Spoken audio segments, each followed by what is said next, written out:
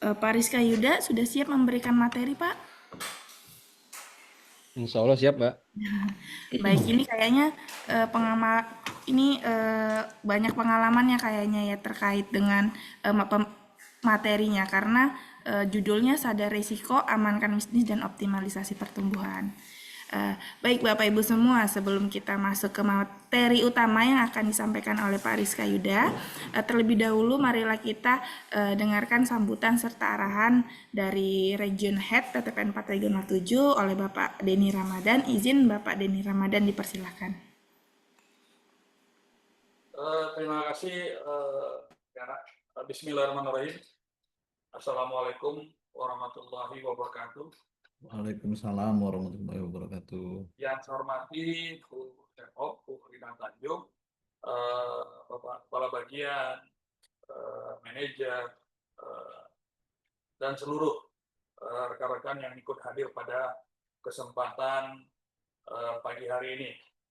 Pertama sekali mari kita panjatkan puji dan syukur kepada Allah SWT, Tuhan Yang Maha Esa, atas nikmatnya kita dapat berkumpul pagi hari ini dalam rangka sharing session RMI Nice One mengajar. Salam beri salam kepada junjungan kita Nabi besar Muhammad SAW, semoga kita dapat syafaat dari beliau di kemudian nanti. Bapak Ibu sekalian, kalau tidak salah ini sudah ke yang 8 ya, RMI 1 mengajar, terdiri dari 6 orang manajer, 2 kabak.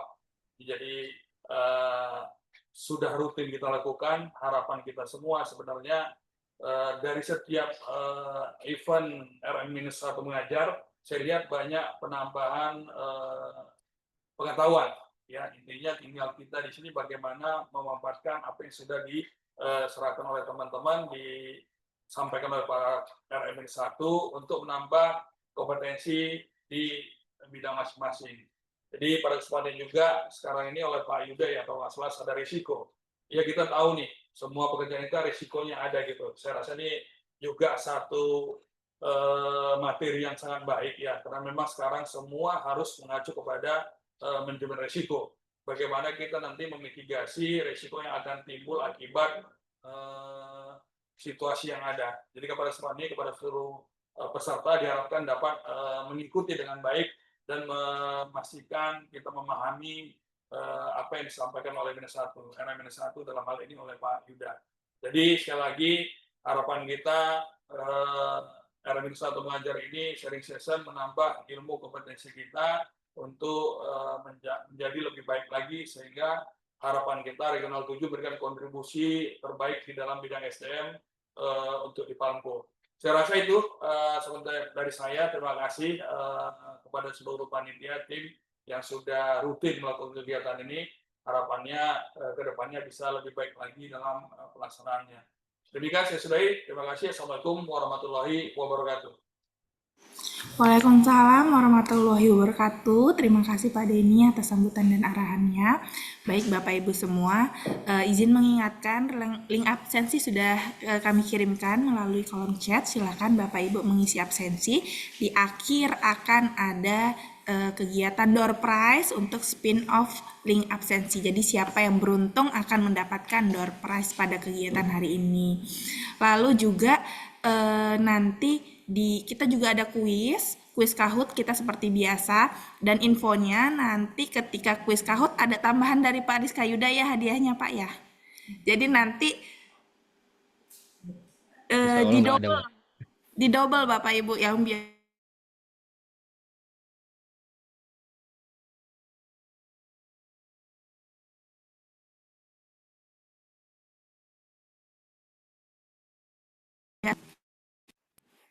Mohon maaf sinyal saya terputus, jadi nanti Bapak Ibu menginformasikan bahwa nanti dia akan didouble oleh Rizka Yuda, jadi Bapak Ibu harus paham betul materi yang disampaikan biar bisa menang kuis Kahoot. Selain terkait dengan benar salah, kuis Kahootnya juga terkait dengan kecepatan ya Bapak Ibu. Baik, kita masuk pada pemateri kita inti utama, yaitu pemaparan materi terkait dengan sadar risiko, amankan bisnis, dan optimalisasi pertumbuhan oleh Bapak Rizka Yuda. Kepada Bapak Rizka Yuda dipersilahkan. Baik. Terima kasih Mbak Tina. Sebelumnya izin, apakah suara saya jelas ini diterimanya? Terdengar jelas, Pak. Baik. Eh, izin share ya, Mbak ya.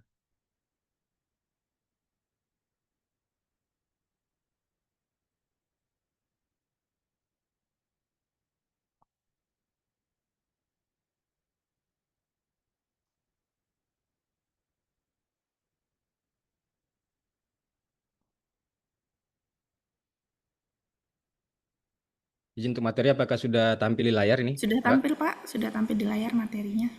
Baik, Bismillahirrahmanirrahim. Assalamualaikum warahmatullahi wabarakatuh. Selamat pagi, salam sejahtera untuk kita semua. Waalaikumsalam Yang warahmatullahi terhormat Bapak RH, Pak Din Ramadan, yang terhormat Bapak Osutri Anwar, yang terhormat Bu Chef Bu Rina Tanjung, yang kami hormati Bapak Kabak dan manajer unit, serta rekan-rekan peserta Zoom kali ini yang saya banggakan.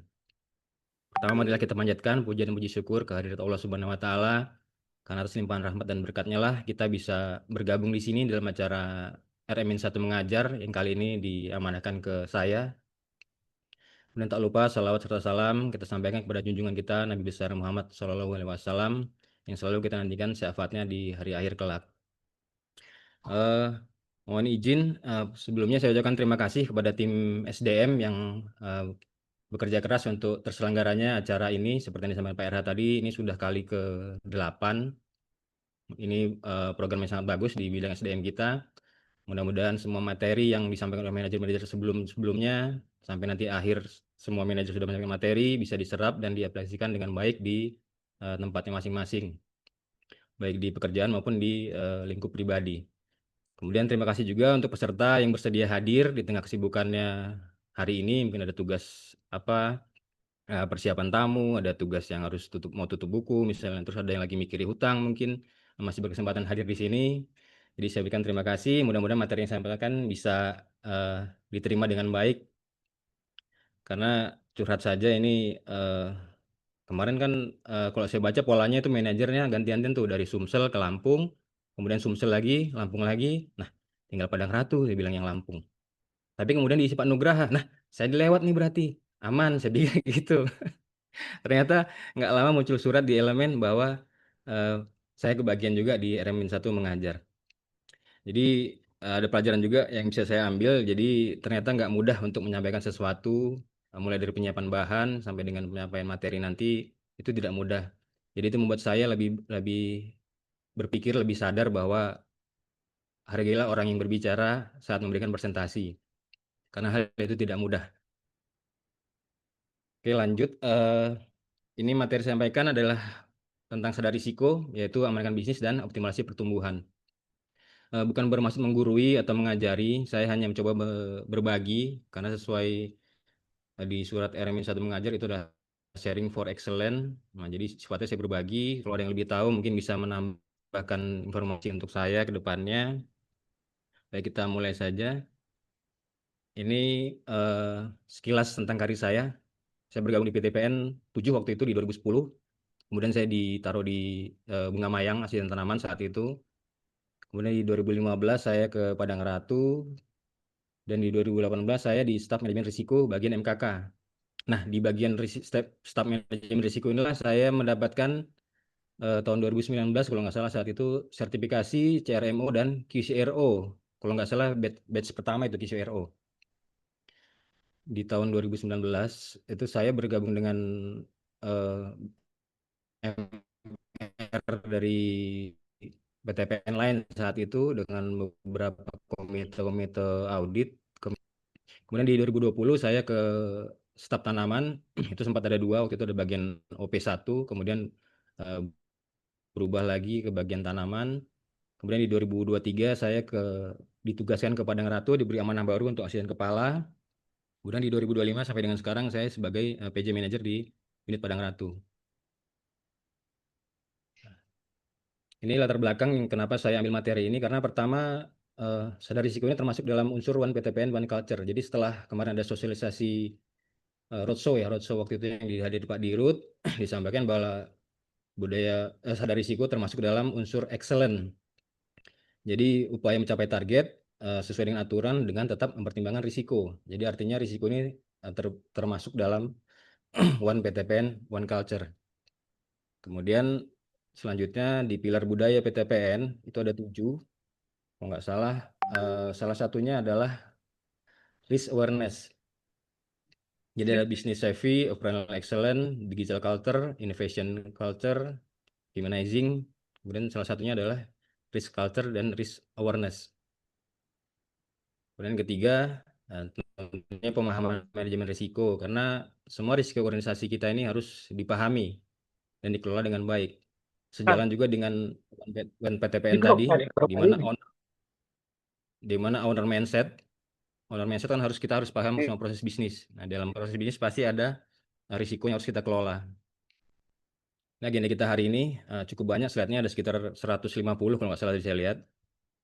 Yang pertama ada manajemen risiko, pengantar manajemen risiko, kemudian ada proses manajemen risiko, dan implementasi manajemen risiko di lingkup PTPN 4 Regional 7. Ilustrasi yang pertama, kita masuk ke materi pertama. Setiap manusia secara umumnya hakikatnya adalah ingin berpasangan, menikah, kemudian ada memiliki keluarga kecil,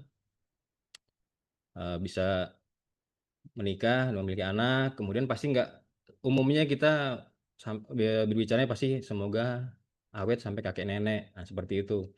Jadi menikah, punya keluarga kecil, kemudian awet sampai kakek nenek. Tetapi di dalam proses itu pasti ada sesuatu ketidakpastian. Ketidakpastian yang hampir selalu ada yang mengganggu proses jalannya kita dari menikah sampai dengan cita-cita, sampai dengan kakek nenek tadi pasti ada ketidakpastian. Misalnya saja ada gempa bumi, ada kebakaran, kemudian ada banjir, kecelakaan kerja misalnya saat bekerja, kemudian sakit keras, meninggal dunia. Dan biasanya kita secara tidak sadar, secara tidak langsung lah ya, sudah menerapkan manajemen risiko sebetulnya. Jadi kita ada antisipasinya, biasanya misalnya kita pakai asuransi jiwa, kemudian alat elektronik yang di rumah itu untuk mencegah kebakaran, kita pakai yang standar nasional, SNI. Kemudian untuk banjir biasanya kita pilih rumah yang memang arealnya tidak termasuk dalam areal yang rawan banjir. Kemudian untuk kecelakaan kerja, kita gunakan APD, kemudian kita maintenance kesehatan kita dengan olahraga rutin dan pola hidup sehat. Untuk kita masuk ke definisi risiko, ini ada ilustrasi, ada mobil dikendari dengan kecepatan tinggi, kemudian mobil tersebut mengalami kecelakaan di perjalanan. Nah, pertanyaannya apakah kecelakaan tersebut bisa disebut sebagai risiko dari sang pengendara? Untuk menjawabnya kita coba masuk lebih dalam ke definisi risiko. Jadi definisi risiko itu ada 3 unsur, Pak, Bu. Jadi yang pertama adalah ketidakpastian yang tadi saya sampaikan, kemudian ada dampak dari ketidakpastian terhadap sasaran. Jadi semua dikatakan risiko jika memenuhi 3 unsur tersebut. Kalau kita tidak punya sasaran, berarti kita tidak punya risiko. Dan sepertinya semua makhluk hidup, pekerja, organisasi, perusahaan pasti punya sasaran. Jadi menurut ISO 31000, kalau di MR ini ada ISO 31000 tahun 2018 kalau nggak salah yang terakhir. Ini risiko adalah ketidakpastian yang berdampak terhadap pencapaian sasaran. Jadi artinya ketidakpastian yang terjadi seperti tadi ada banjir, ada kebakaran, kecelakaan, kemudian memiliki dampak terhadap sasaran. Ketidakpastian ini ada dari internal, ada dari eksternal. Kemudian yang membuat ketidakpastian itu mempengaruhi pencapaian tujuan. Dan dampaknya ada 2. Dampak positif itu bisa kita sebut dengan opportunity atau peluang. Kemudian yang kedua ada dampak negatif atau threat yang sering kita kategorikan sebagai risiko. Untuk dampak yang positif ini mungkin contohnya seperti kita investasi emas misalnya. Kita beli di tahun 2000 misalnya, harga mungkin masih 500-an per gram. Kita simpan, itu kita memiliki dampak positifnya di saat sekarang harganya jadi sekitar 2 juta kalau nggak salah itu per gramnya. Nah, itu sesuatu ketidakpastian yang dampaknya positif. Nah, kembali ke ilustrasi tadi. Jadi jika mobil dikendari dengan kecepatan tinggi, terus kecelakaan, nah apakah kecelakaan itu bisa disebut sebagai risiko? Nah, Jawabannya tergantung dari tujuan. Jadi tujuannya driver ini apa nih? Misalnya tujuannya mengantar orang sakit, berarti kecelakaan ada risiko bagi dia. Tapi jika tujuannya adalah klaim asuransi jiwa atau asuransi kendaraan, maka itu bukanlah risiko bagi dia. Kemudian misalnya tujuannya tiba di lokasi rapat tepat waktu, karena dia sudah agak telat, dia nambah kecepatan, ada kecelakaan, nah itu adalah risiko bagi dia. Kemudian jika yang selanjutnya ekstrimnya, misalnya dia memang tujuannya mengakhiri hidup, maka itu bukanlah risiko bagi dia. Justru saat dia ingin mengakhiri hidup, tidak terjadi kecelakaan, itu adalah risiko bagi dia, karena tujuannya adalah mengakhiri hidup. Tapi dalam konteks contoh ini, tujuannya mengakhiri hidup bukan termasuk risiko. Jadi intinya membedakannya adalah tujuan atau sasaran dari sesuatu itu, apakah pengendara atau dari organisasi atau dari bekerja. Nah, ini contoh ilustrasinya kaitan antara risiko, penyebab, dan dampak. Di sini ada empat parameter, 4 kata-kata ya, 4 kalimat. Yang pertama ini kekurangan bahan baku, kemudian produksi CPU terbatas, kemudian permintaan pembelian berkurang, dan kerugian finansial. Dari contoh yang pertama ini, di sini kekurangan bahan baku adalah risiko. Mungkin ini risiko di bagian staf atau asisten atau maskep yang terkait dengan bahan baku. Jadi risiko dia adalah kekurangan bahan baku. Nah, dampaknya adalah produksi terbatas, permintaan berkurang, dan kerugian finansial. Kemudian dengan kata-kata yang sama, ini bisa bergeser, Pak. Jadi kekurangan bahan baku adalah penyebab, kemudian produksi CPU terbatas adalah risiko, permintaan pembelian berkurang adalah dampak, dan kerugian adalah dampak. Mungkin yang kedua ini risikonya adalah pemiliknya adalah manajer pabrik. Jadi produksi terbatas karena kekurangan bahan baku. Kemudian bisa bergeser lagi. Risikonya adalah permintaan pembelian berkurang. Dengan penyebabnya adalah kekurangan bahan baku dan produksi CPU yang terbatas. Mungkin ini risiko dari bagian pemasaran. Kemudian dampaknya kerugian finansial. Yang selanjutnya ada lagi risikonya adalah kerugian finansial. Masih dengan 4 kata yang sama, 4 kalimat yang sama, tetapi bisa bergeser definisi risikonya. Jadi ini penyebabnya kekurangan bahan baku, penyebabnya CPU terbatas, penyebabnya pembelian berkurang sehingga ada potensi kerugian finansial. Ini mungkin pemilik risikonya adalah di level BRM atau level direksi. Nah, selanjutnya ini ada pengertian. Kejadian risiko ini adalah peristiwa yang mungkin terjadi. Artinya kita sebut risiko jika belum terjadi. Kita berupa potensi. Tetapi jika sudah terjadi itu bukan risiko lagi namanya. Tapi namanya adalah masalah. Jadi sekali lagi risiko itu potensi kejadian, artinya potensi peristiwa yang belum terjadi, tapi mungkin saja terjadi. Kemudian selanjutnya ini penyebab. Penyebab ini adalah ketidakpastian yang mungkin saja dihadapi, baik dari lingkungan eksternal maupun dari internal kita. Kemudian selanjutnya dampak. Dampak ini akibat terhadap pencapaian sasaran, baik secara langsung maupun tidak langsung. Jadi meskipun tidak ada aturan baku tentang bagaimana cara penamaan, tapi kita tetap berhati-hati agar tidak terjebak dalam penentuan mana yang menjadi risiko, mana yang jadi penyebab, dan mana yang menjadi dampak dari suatu peristiwa. Kemudian risk-based thinking, nah ini adalah pola pikir dalam mengembangkan, mengimplementasikan, serta meningkatkan kinerja sistem manajemen berdasarkan risiko dan peluang-peluang yang ada. Intinya risk-based thinking ini memperhatikan dan mempertimbangkan segala aspek risiko dalam setiap pengambilan keputusan. Ini sesuai dengan pilar tadi, pilar budaya PTPN, itu ada risk culture itu agresif tapi berhati-hati. Artinya kita tetap berani mengambil risiko dengan tetap mempertimbangkan segala aspeknya, dengan tetap berhati-hati, jangan asal terabas saja. Misalnya jika kita ada suatu produk baru atau eksekusi proyek baru, maka kita harus memikirkan risiko-risiko yang akan terjadi.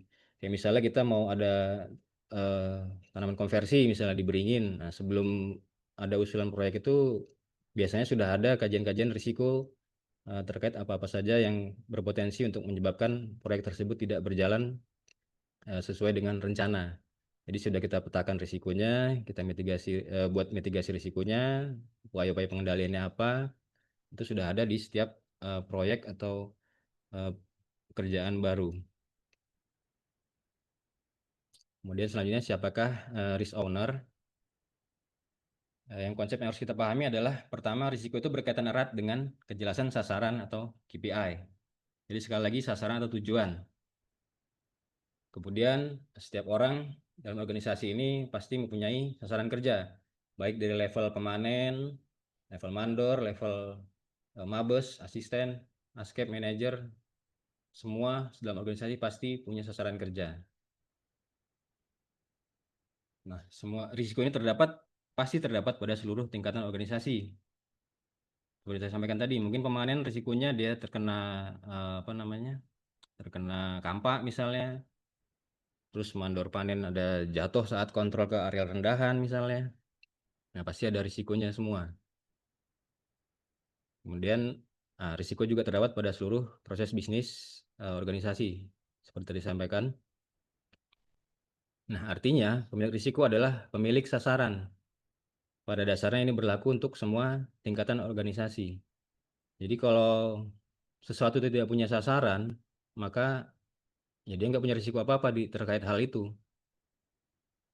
Tapi pasti semua bagian dari organisasi, semua makhluk hidup pun punya sasaran. Minimal sasaran untuk diri dia sendiri, baik skala kecil maupun di skala besar. Jadi semua yang berada di dalam organisasi adalah risk owner.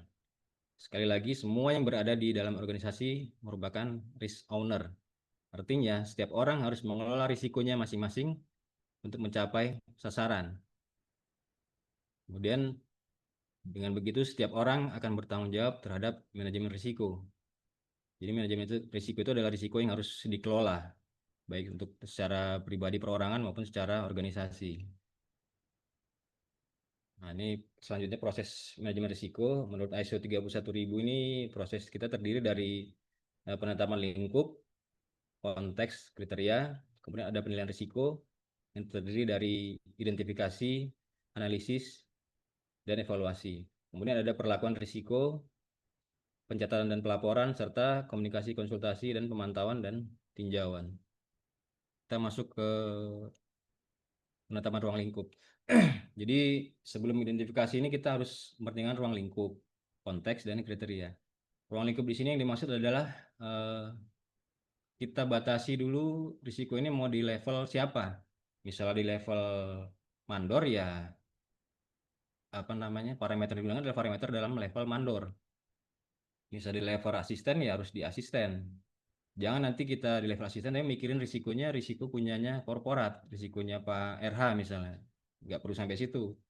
Jadi identifikasi risiko ruang lingkupnya adalah sesuai dengan strata jabatan kita dalam suatu organisasi.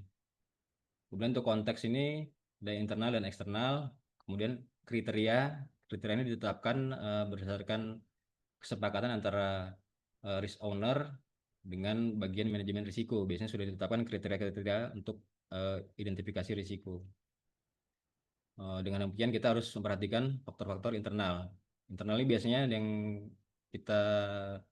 ada di kita adalah infrastruktur, kemudian proses bisnis, SDM, sistem teknologi, dan lainnya. Kemudian untuk eksternal ini sudah umumnya kita sebut dengan PESTEL, yaitu ada politik, ekonomi, sosial, teknologi, environment atau lingkungan, dan legal atau hukum. Ini sepertinya kalau PESTEL sudah baku, jadi untuk faktor eksternal pasti kita mempertimbangkan 6 unsur ini. Dan kita masuk ke identifikasi risiko. Ini kita kerjanya adalah melakukan identifikasi atas potensi kejadian yang apabila terjadi maka mempengaruhi terhadap sasaran perusahaan.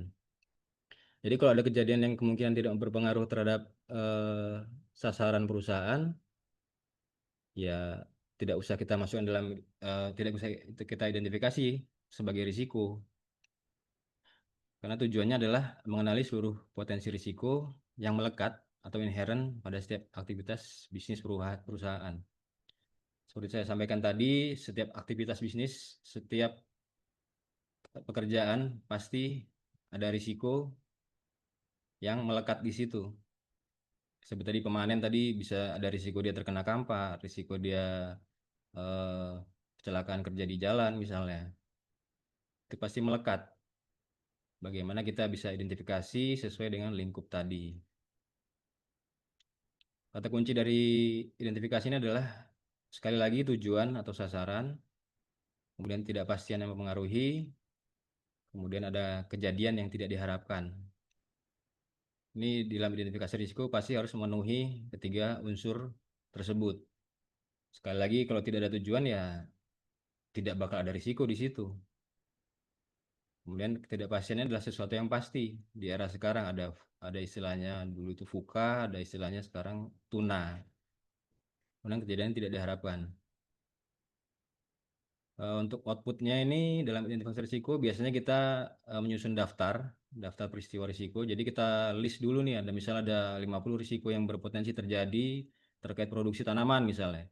Kita list dulu dari apa namanya 50 risiko itu kita list dulu, kita daftar dulu semua apa-apa saja.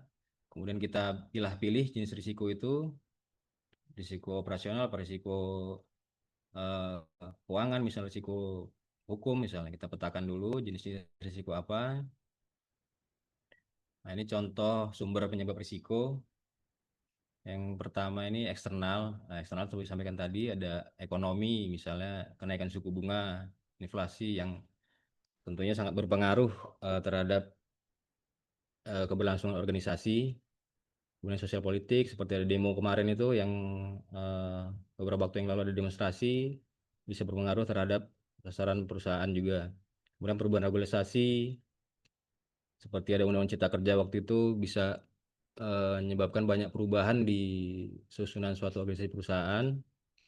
Kemudian dari sisi pelanggan misalnya pergeseran perilaku, misalnya sekarang sudah eh, banyak yang memilih transportasi umum seperti ojek online. Kalau dulu kan pelanggan masih banyak memakai angkot atau memakai ojek pangkalan, tapi sekarang sudah bergeser perilakunya, geser ke eh, online, nggak pasti berpengaruh terhadap organisasi. Kemudian bencana alam misalnya, bencana alam memang tidak bisa kita kendalikan, tapi pasti berpengaruh terhadap eh, sasaran perusahaan. Kemudian yang dari sisi internal misalnya, ini dari proses bisnis, misalnya IK-nya tidak up to date, misalnya kita masih pakai vademecum tahun 90 sekian misalnya, terus dipakaikan itu tidak akan pasti akan berpengaruh terhadap pencapaian sasaran kita, sehingga harus kita update IK terbaru per per tahun misalnya atau per 6 bulan sekali misalnya. Kemudian dari sisi SDM, nah mungkin dari sisi manajerialnya ada yang kurang tepat, kompetensinya belum pas, dan integritasnya mungkin perlu dipertanyakan misalnya. Selanjutnya infrastruktur, ini misalnya peralatan kerja kita apakah mendukung atau tidak, kendaraan kerja. Kemudian ada teknologi atau sistem IT. Ini contoh-contoh dari penyebab risiko dari sisi eksternal dan internal. Kemudian pendekatannya kita untuk identifikasi risiko ini ada beberapa cara sebetulnya. Yang sering kita gunakan adalah historis dari masa lalu. Misalnya historis kita di sisi water deficit khusus wilayah Lampung misalnya. Ini siklus 4 tahunan, jadi kita punya data di tahun 2019, 2023, ini dan sebelumnya 2015 itu siklus 4 tahunan, artinya kemungkinan nanti di 2027 bakal terjadi lagi. Nah, kita harus memetakan itu, kita identifikasi risiko di tahun 2027. Identifikasi sehingga kita bisa susun mitigasinya, misalnya tidak melaksanakan TU yang terlalu banyak di 2027, misalnya tidak uh, apa menyesuaikan target produksi di tahun 2007 misalnya seperti itu. Kemudian ada brainstorming. Brainstorming ini sepertinya kita lebih ke sisi diskusi. Misalnya ada pelaku-pelaku sejarah saat tahun 2023, 2019 itu apa yang dilakukan ketika ada water deficit tadi. Misalnya kita kumpulkan lagi datanya, apakah benar ini memang siklus 4 tahunan atau memang anomali saja, misalnya seperti itu. Kemudian benchmarking, misalnya kita ke perusahaan sebelah, ke perusahaan swasta, bagaimana jika ada water deficit, apa saja tindakan yang bisa diambil misalnya. Kemudian ada pendapat ahli, kita bisa minta saran dari PPKS atau dari Sokvin yang saat ini kita kerjasama, apa-apa saja kemungkinan yang menjadi risiko dan bagaimana cara penanggulangannya. Kemudian ada juga kita cari literatur yang relevan, mungkin ada jurnal-jurnal penelitian atau materi-materi seminar terkait potensi-potensi risiko yang mungkin terjadi. Intinya semakin banyak informasi yang kita kumpulkan, maka akan semakin baik pula kita dalam melakukan identifikasi risiko. Jadi informasi kita kumpulkan, kita susun sebagai base data kita, itulah dasar kita untuk identifikasi risiko. Dengan syarat datanya harus data yang valid. Kalau data tidak valid, tidak terverifikasi, maka kemungkinan identifikasi risikonya tidak akan tepat. Kemudian alat bantu yang bisa kita gunakan ini ada beberapa, tapi umumnya kita pakai fishbone diagram atau Ishikawa atau diagram tulang ikan, seperti yang kita pakai di PICA itu bisa juga kita pakai di saat identifikasi risiko. Kemudian 5 whys, mengapa, ini bisa juga kita gunakan. Kemudian ada cause and effect diagram, diagram penyebab dan akibat. Kemudian ada juga bow tie diagram, dan bisa pakai juga SWOT analisis. Ya tergantung selera risk ownernya, dia mau lebih suka pakai alat bantu yang mana. Di luar ini pun banyak alat bantu lainnya, cuman ya umumnya yang kita pakai adalah 5 ini, dan lebih familiar untuk kita gunakan. Karena ada yang menggunakan statistik, ada yang menggunakan VAR, ada yang lebih rumit. Mungkin kalau di skala kita, di organisasi kita cukup yang 5 ini saja dipakai sudah bisa memetakan, sudah bisa mengidentifikasi risiko dengan tepat. Nah ini contohnya, yang tengah itu adalah risiko, yang kiri penyebab, yang sebelah kanan ada dampak. Misalnya risiko keterlambatan peluncuran aplikasi digital farming misalnya. Nah itu penyebabnya bisa aja kurangnya kompetensi SDM, kemudian ada vendornya terlambat, sehingga berdampaknya nanti investornya berkurang kepercayaannya, kemudian jadwal proyeknya terganggu, mungkin ada proyek lanjutan setelah peluncuran aplikasi ada proyek lain jadi terganggu. Kemudian ada yang kedua risiko penurunan jumlah pelanggan, misalnya di suatu restoran misalnya. Ini penyebabnya bisa saja pelayanan yang buruk, bahan baku tidak higienis, dan lainnya. Kemudian dampaknya bisa mengarah ke kebangkrutan dan PHK karyawan. Kemudian contoh yang ketiga, ini ada kerusakan mesin produksi misalnya di pabrik. Ini sebabnya bisa karena pemeliharaan tidak rutin, maintenance-nya tidak ada, kemudian usia pakai alatnya sudah terlalu panjang. Artinya mungkin dari sudah 5 atau 10 tahun yang lalu tidak diganti, tidak di maintenance, sehingga sudah terlalu panjang, berpotensi untuk menimbulkan kerusakan mesin produksi. Kemudian dampaknya itu adalah ya pastinya lonjakan biaya perbaikan, yang harusnya hanya maintenance saja biayanya rendah, ini karena perlu perbaikan jadi berlipat-lipat. Kemudian tentunya berkurangnya volume produksi. Dalam penentuan penyebab dan dampak ini bisa saja sangat banyak, bisa lebih dari 2, lebih dari 5, bisa 10. Tetapi kembali lagi tergantung ke risk owner, sesuai dengan lingkupnya, dan sesuai dengan selera dia, sesuai dengan toleransi dia. Mana penyebab yang paling dominan, dan mana dampak yang paling dominan terhadap pencapaian sasaran.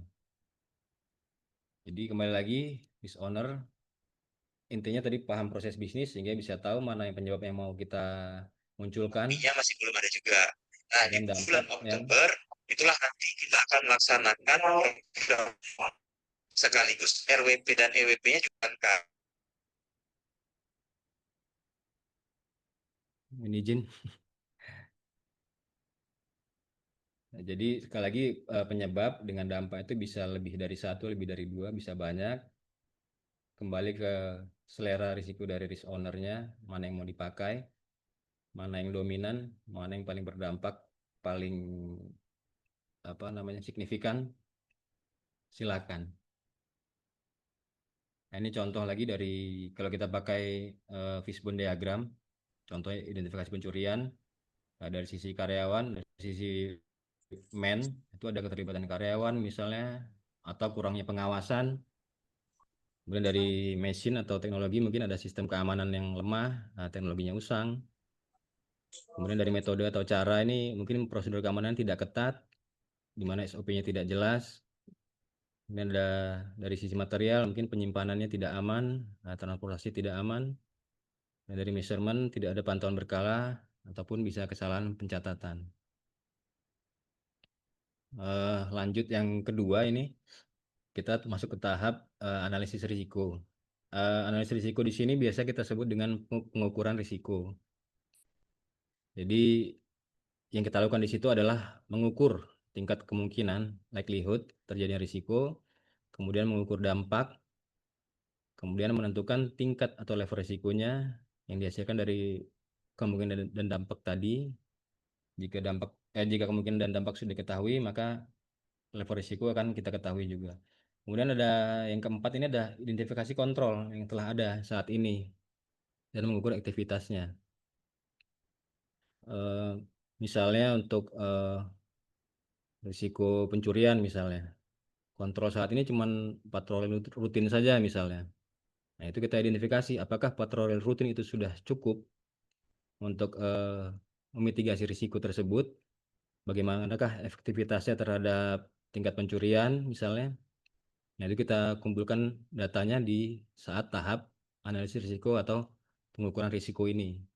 Sehingga kita dapat kesimpulan jika ini efektif kita teruskan, jika tidak kita ganti nanti kontrolnya.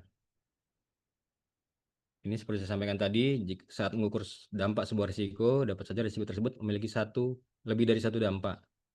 Walaupun demikian, risk owner bisa saja memilih salah satu dampak yang paling dominan terhadap pencapaian sasaran atau bisa dibilang paling signifikan atau memiliki bobot tertinggi.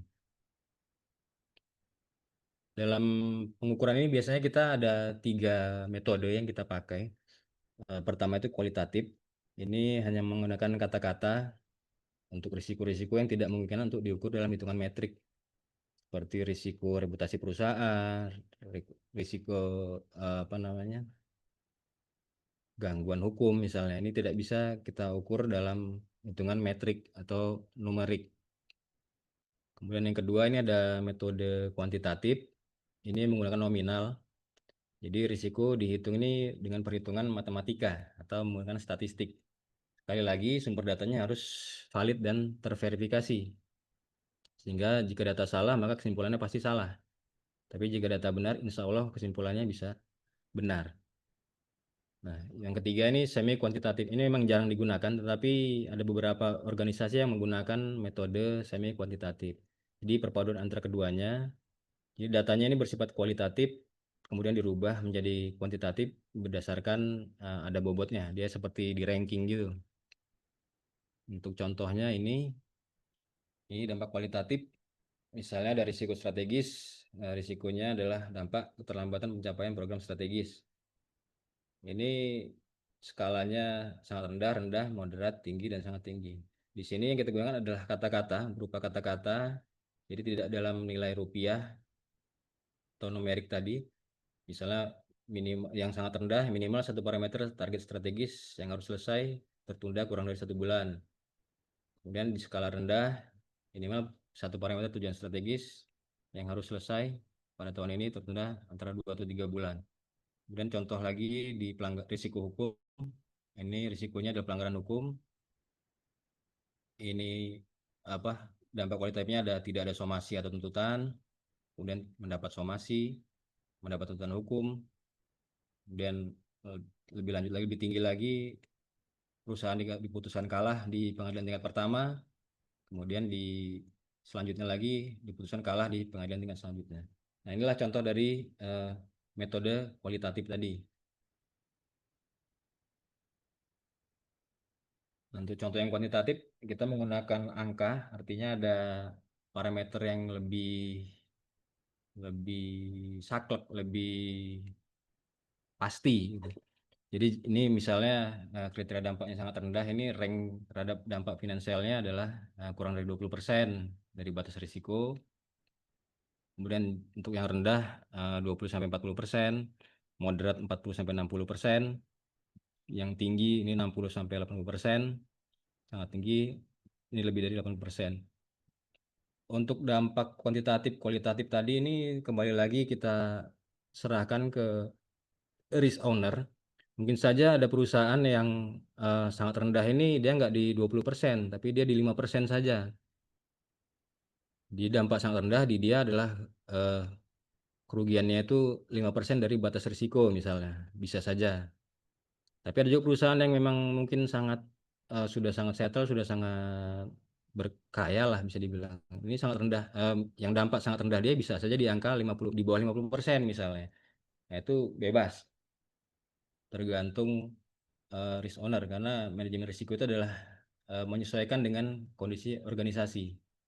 Jadi kalau di prinsip MR itu ada istilahnya risk management itu adalah tailor based, artinya dibuat khusus untuk organisasi tersebut. Tidak berlaku baku untuk di semua organisasi. Artinya semua organisasi spesifik bisa memetakan dampak dan kemungkinannya masing-masing.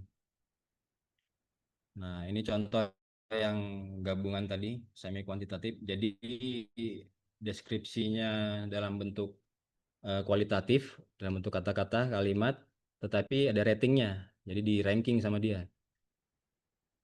Nanti artinya penghitungannya, kemungkinannya, misalnya kemungkinannya 3, dampaknya 3, itu 9 masih dikali lagi dengan rating ini tadi, ranking ini tadi. Misalnya untuk kategori katastropik atau katastrof ini sangat fatal, sangat parah, bisa terhenti aktivitas, terjadi kerusakan lingkungan yang sangat parah, ini ratingnya 100. Jadi ada 3 kali 3 kali 100. Itu nilai risiko dia.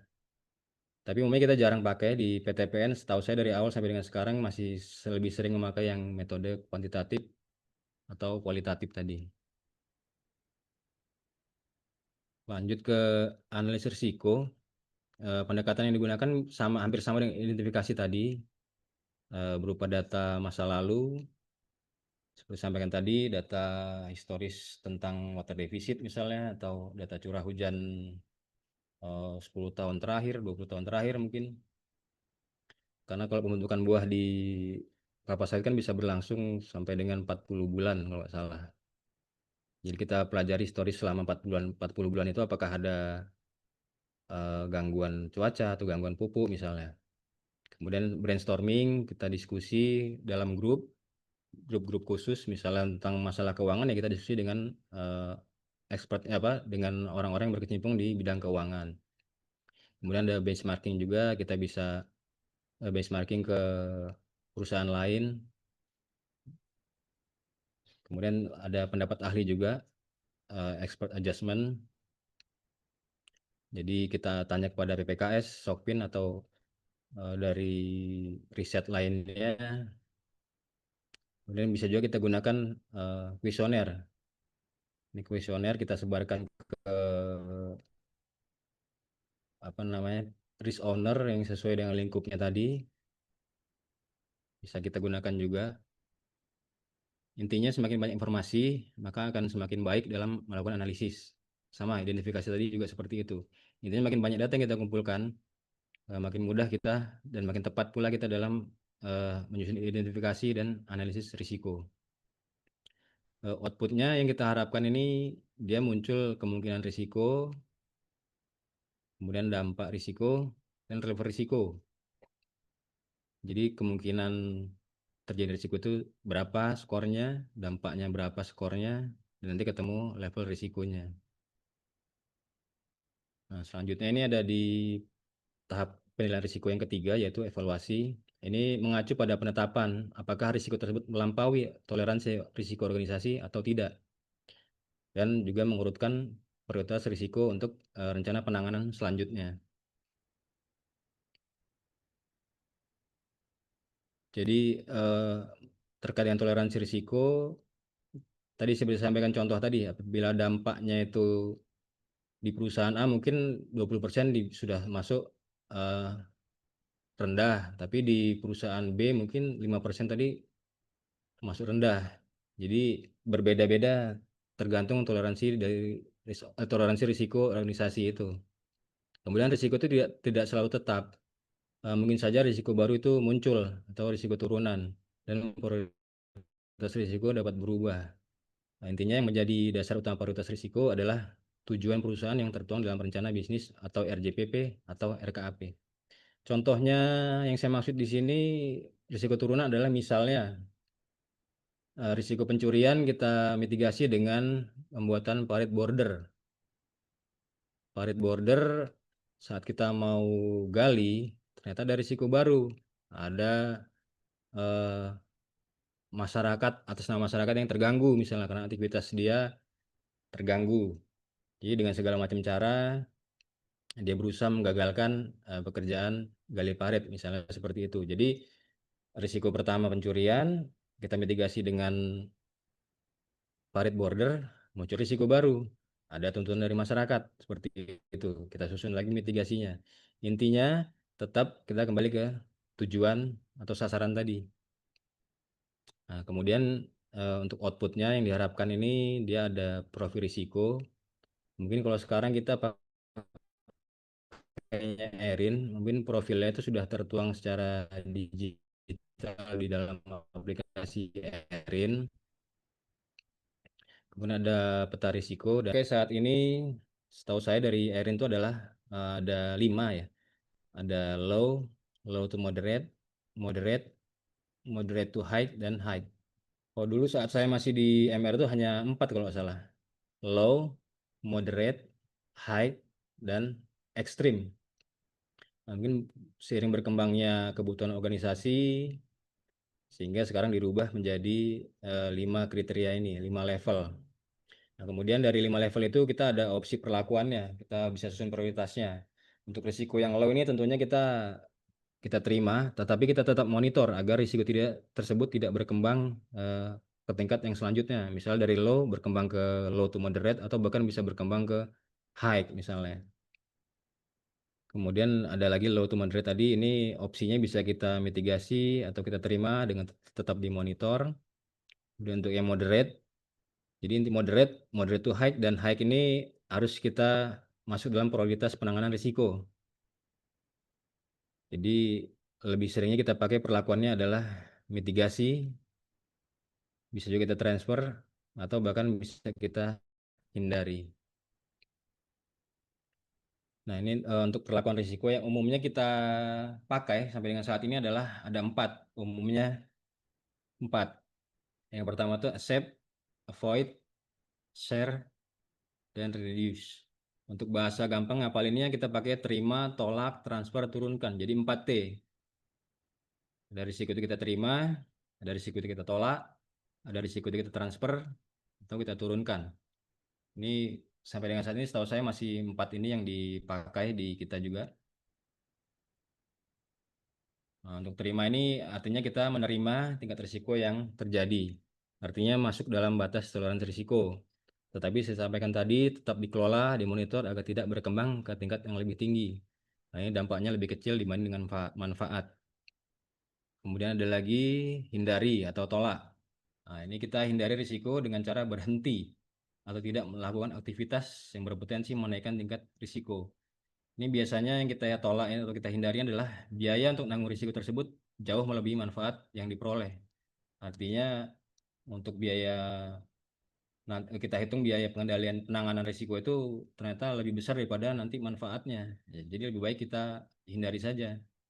Hindari saja, bisa kita gunakan skema menjual bisnis tersebut atau tidak memperluas usaha ke pasar yang baru yang belum terpetakan dengan baik misalnya lokasinya.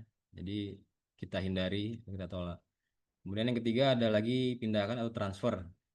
Nah, transfer ini membagi risiko yang dihadapi dengan pihak lain. Ini misalnya kita pakai ini outsourcing, asuransi, atau menjaminkan kredit.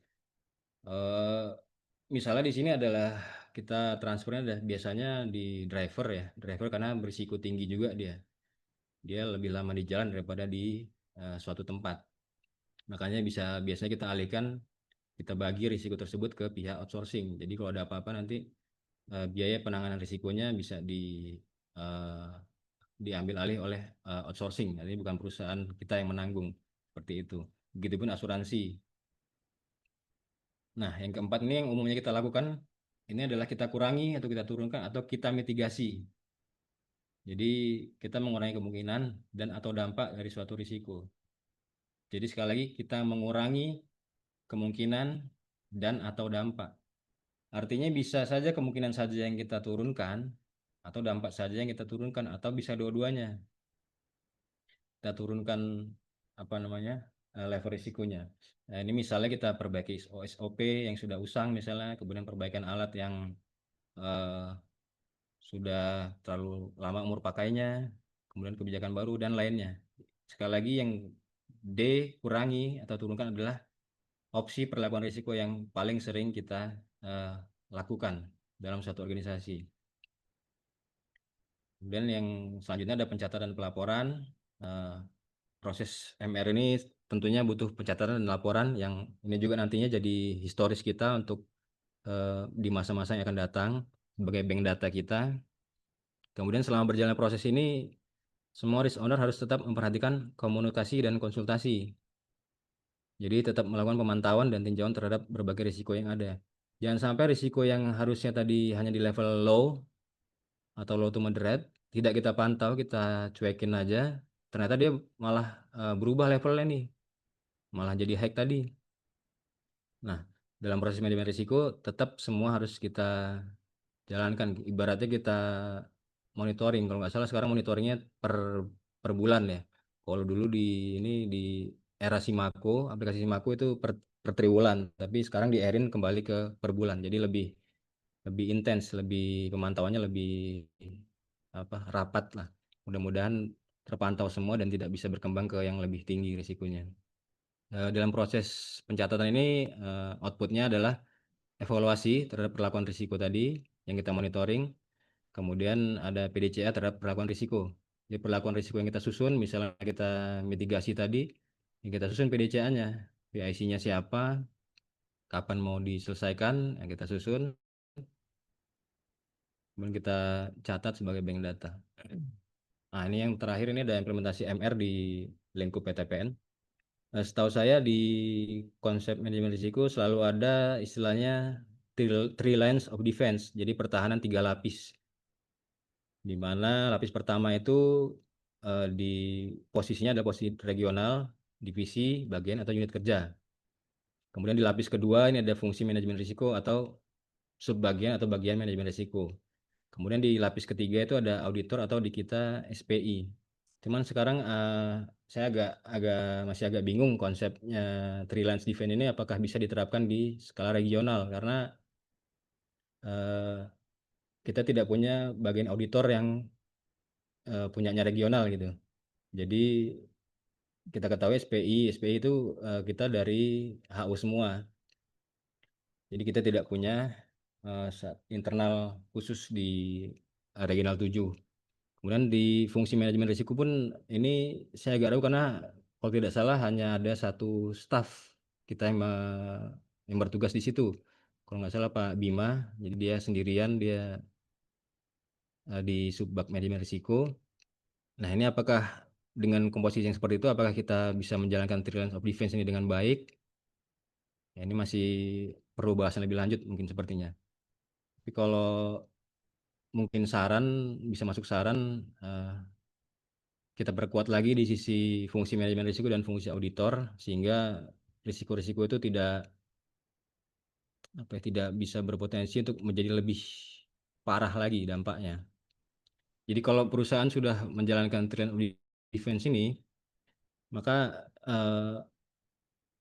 perusahaan tersebut dapat menuju organizational resilience yang kokoh. Artinya perusahaan itu memiliki kemampuan adaptasi, antisipasi, mempersiapkan diri untuk perubahan itu udah lebih siap lah.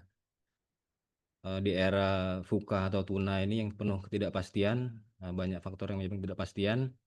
Dengan three lines of defense ini diterapkan dengan baik, insya Allah perusahaan atau organisasi tersebut memiliki fondasi yang kokoh. Nah, ini bukan contoh, ini kategori risiko, taksonomi risiko yang kita pakai saat ini ada 10, ada strategis, keuangan, hukum, kepatuhan, reputasi, SDM, sistem IT, operasional, keselamatan kesehatan dan keamanan lingkungan, serta PMN. Ini sudah bagus sepertinya di lingkup PTPN, kita pakai 10 ini.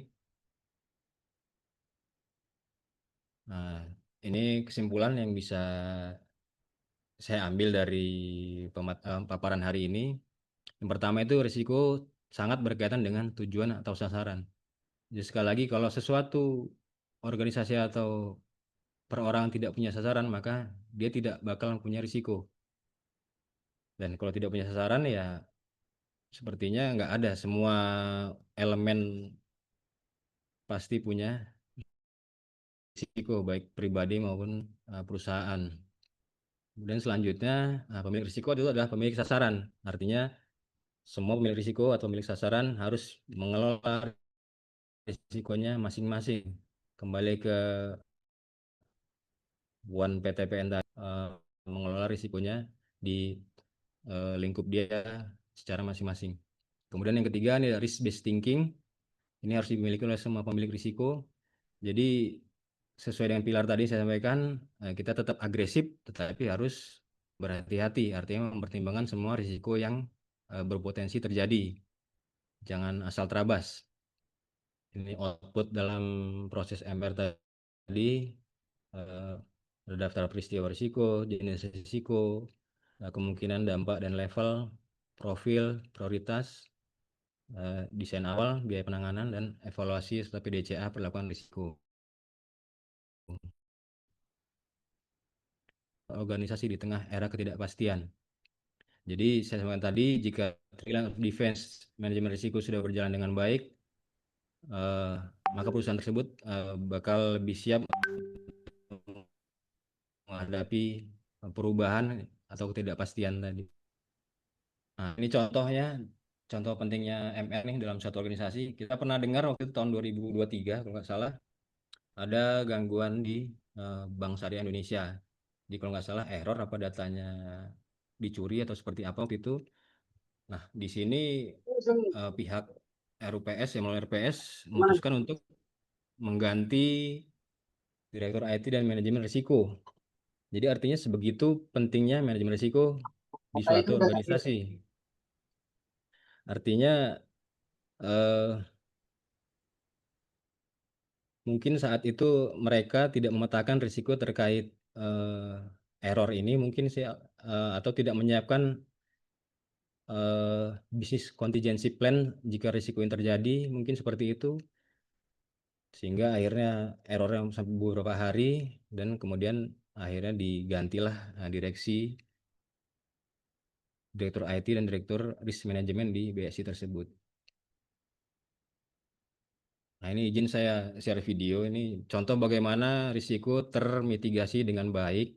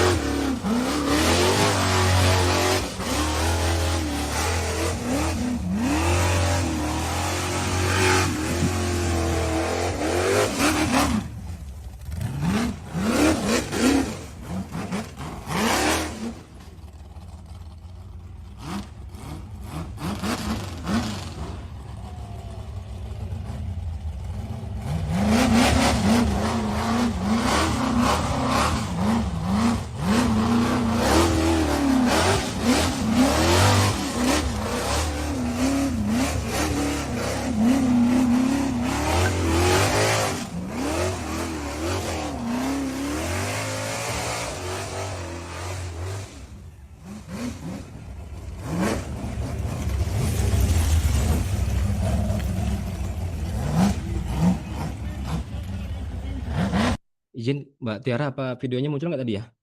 Muncul, Pak. Suaranya nggak muncul tapi ya? Suaranya juga terdengar, Pak. Oh, dengar ya. Jadi itu contoh yang bahwa risiko sudah termitigasi dengan baik. Dia paham akan risiko dan tujuannya.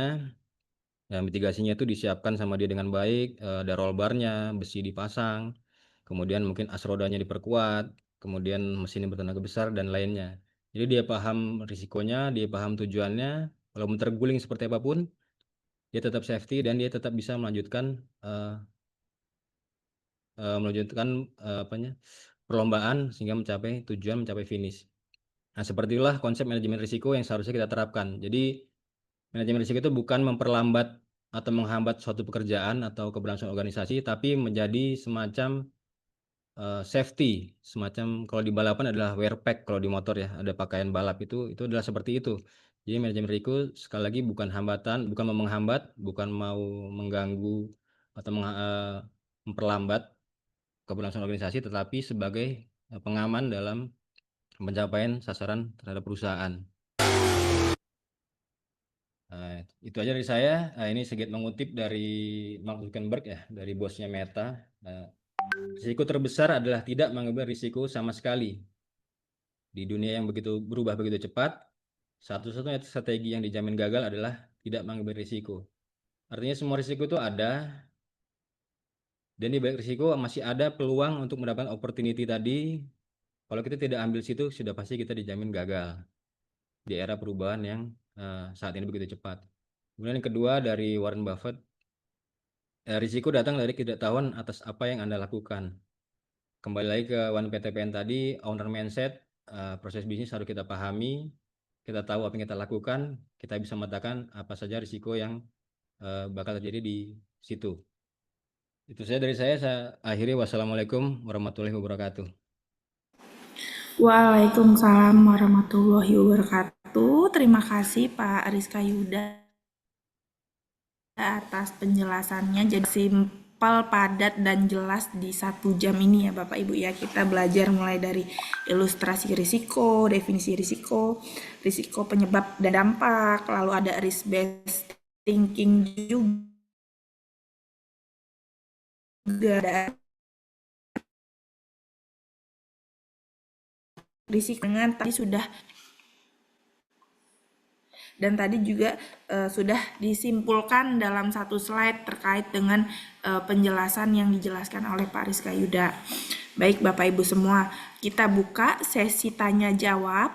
Untuk sesi pertama kita batasi 3 orang. Untuk penanya pertama akan mendapatkan door prize ya Bapak Ibu, hanya penanya pertama saja. Apakah ada yang ingin ditanyakan Bapak Ibu semua? Boleh di kolom chat, boleh pakai raise hand. Sebelum bertanya, juga mohon kita beri applause kepada Pak Rizka Yuda. Jadi di kolom di Zoom-nya di bawah, di sebelah icon share itu ada reaksi, bisa kita beri tepuk tangan reaksi. Oke, baik. Silakan Bapak Ibu yang ingin bertanya. Dipersilakan.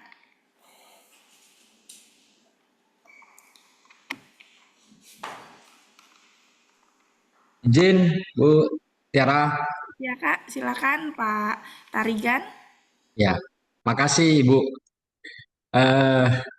Assalamualaikum warahmatullahi wabarakatuh. Terima kasih atas kesempatan yang diberikan kepada kami untuk berdiskusi pada pagi hari ini. Kepada Pak Yuda ini menarik ini Pak. Materinya menarik sekali terkait resiko.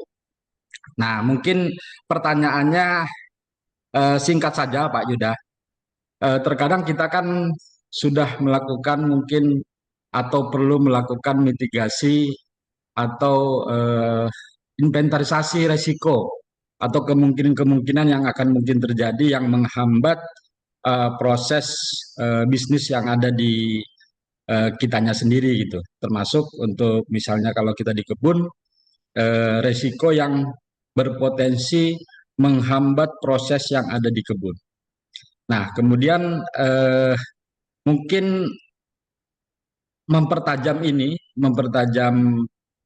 analisa kita, dasar-dasar kita untuk melakukan resiko ini kan bahwa ini menjadi salah satu resiko kita. Misalnya dalam hal ini infrastruktur misalnya. Nah, untuk meyakinkan ini bahwa akan menjadi resiko, dan ini mungkin banyak resiko ya, tapi akan kita pilih yang mungkin yang poin-poin yang besarnya saja. Misalnya di jalan, apakah memang perlu kita buatkan semacam dia bentuk ke rupiah seperti itu supaya lebih meyakinkan kita bahwa ini memang benar menjadi resiko dan berpotensi menimbulkan kerugian lah seperti itu. Kemudian yang kedua Pak Yuda, terkait untuk penilaian di masing-masing level risiko tadi yang disampaikan, mungkin apakah ada atau bisa dilakukan penilaian yang berbeda? Mungkin masalahnya sama, Pak. Masalahnya sama, misalnya di pencurian. Pencurian kalau di daerah A dengan daerah B, mungkin kan masing-masing frekuensinya berbeda-beda. Nah, dengan adanya perbedaan frekuensi tersebut, misalnya di A, kalau dia kejadiannya 2 kali sebulan, ini mungkin sudah kategorinya berat nih gitu. Mungkin kalau di tempat lain, kalau dia 3 saja, ini masih sedang. Apakah eh, bisa melakukan pemilahan seperti itu gitu Pak Ida? Mungkin itu Pak Ida. Makasih Pak. Ah, Pak tadi kan nih ngetes kayaknya. Ya, mengingatkan, mengulang. Ya, baik. Langsung ke Tiara ya. Izin Pak, bisa langsung dijawab atau mau kita tampung dulu? Tadi Aku aja kayaknya kan ada keburu satu. lupa. Oke, Keburu baik lupa, sih Mbak. Pak. Baik ya Pak, bisa Yang langsung langsung dapat hadiah dijawab. Pak Tarigan tadi ya. Ya, Penanya pertama maunya itu sih hadiah Pak ya. Yuda. Iya, Jadi untuk misalnya mana yang jadi risiko itu Pak, kita bisa eh, tadi bisa kita petakan di bidang infrastruktur pun banyak risiko yang bisa muncul di situ. Jalan rusak kah atau alat gradernya rusak kah atau mungkin ada cuaca yang ekstrim kah jadi banjir di area tersebut bisa saja macam-macam. Tapi saya sampaikan tadi itu tergantung kepada lingkup risk owner-nya Pak. Kalau Bapak sebagai manajer kan berarti sudah memiliki berpikir tentang unit, bisa kita pilih-pilih mana yang memang dampaknya sangat signifikan. Memang kemungkinan dan dampak tadi bisa beragam, bisa banyak. Setelah brainstorming misalnya Bapak dengan diskusi dengan asisten, dengan askep, kan pasti muncul macam-macam tuh. Nah, bisa kita pilih mana yang kemungkinan bakal menghasilkan kerugian, dampak kerugian yang paling besar. Nah, kerugian tadi disampaikan bisa kita translate kan ke rupiah, bisa saja semua kita translate ke rupiah. Misalnya jika jika ada jalan rusak, maka keterlambatan produksi bakal buah restan misalnya 10 ton per hari. Nah, itu bisa kita rupiahkan, Pak. 10 ton itu setara berapa sehingga nanti ketemu mana yang dampaknya paling besar. Jadi bisa kita pilih sebagai ini dulu risiko ini dulu yang kita tangani nih, jangan yang lain. Kemudian yang kedua tentang penilaian risiko, memang kalau secara organisasi itu sebenarnya bisa, tapi kalau ya tadi saya sampaikan ya, misalnya di organisasi A dan organisasi B, tingkat pencurian misalnya Pak Tarigan sampaikan jika 2 kali saja sudah masuk tinggi misalnya, tapi di tempat lain 10 kali itu tinggi misalnya seperti itu. Itu bisa saja kita kita apa kita sesuai, Pak. Karena kembali lagi itu berdasarkan pemilik risiko atau risk owner tadi. Jika menurut Pak Tarigan 10 kali ini sudah masuk tinggi misalnya, ya itu bisa dibuat. Tetapi karena kita pakai aplikasi Erin dan sepertinya sudah baku, parameternya sudah baku, untuk kemungkinan dan dampak itu sudah baku dari mereka, ya kita saat ini sepertinya mengikuti parameter yang ditetapkan oleh mereka. Tetapi untuk pegangan unit, ya ibaratnya risk owner secara unit tidak berkaitan dengan Erin, punya daftar risiko sendiri, profil risiko sendiri di unit, bisa saja itu diterapkan Pak. Jadi Bapak bisa prioritas nanti mana yang mau saya dahulukan nih dari risiko 10 misalnya, atau prisnya ada 10, mana yang mau saya dahulukan dengan parameter yang saya punya. Mungkin kira-kira seperti itu Pak penjelasannya Pak. Mudah-mudahan bisa diterima Pak. sangat diterima Pak Yuda. Nanti kena giliran. Cuman mungkin gini Pak Yuda maksudnya.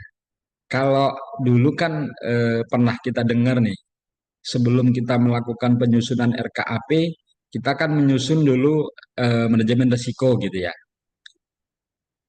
Supaya pada saat pembahasan atau pembuatan di RKP tersebut bisa mengakomodir mengakomodir kebutuhan yang berdasarkan hasil eh, hasil dari identifikasi resiko-resiko kita di kebun gitu ya.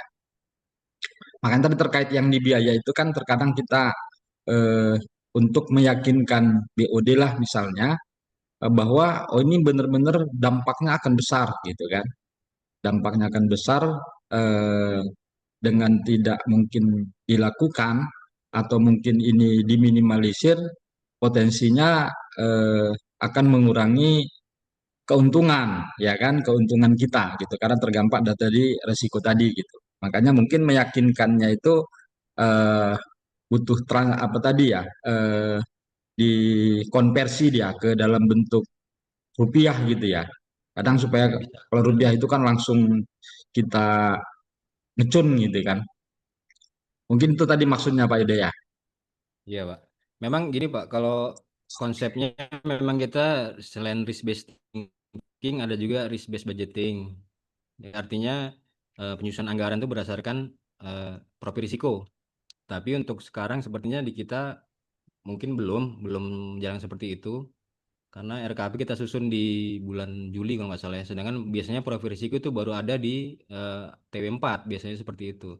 Tapi mungkin kan bisa di saat bahas RKU bisa kita masukkan juga itu Pak Tarigan mungkin. Memang yang benar ya kalau setahu saya dari sistem manajemen risiko seperti itu. Jadi semua anggaran itu berdasarkan risiko yang ada sehingga biaya mitigasinya tadi itu kerugiannya tadi sudah muncul dengan jelas di dalam anggaran itu. Mungkin seperti itu Pak. Siap. Terima kasih Pak Yuda, jelas. Jelas. Baik, siap. Terima kasih Pak Tarigan dan Pak Yuda. Mungkin tadi ada satu pertanyaan lagi dari Pak Diki. Tadi kayaknya resen ya Pak ya? Pak Diki dari unit Sungai Lengi. Udah pada paham mungkin Mbak. Gimana Pak? Udah langsung menunggu kuis kayaknya. Izin baik Pak Diki, mau kita lanjutkan ke pertanyaan atau gimana Pak? Lanjut aja Mbak. Oke baik, sudah tercerahkan ya Pak ya? Insya Allah. Baik, siap. Baik Bapak Ibu semua.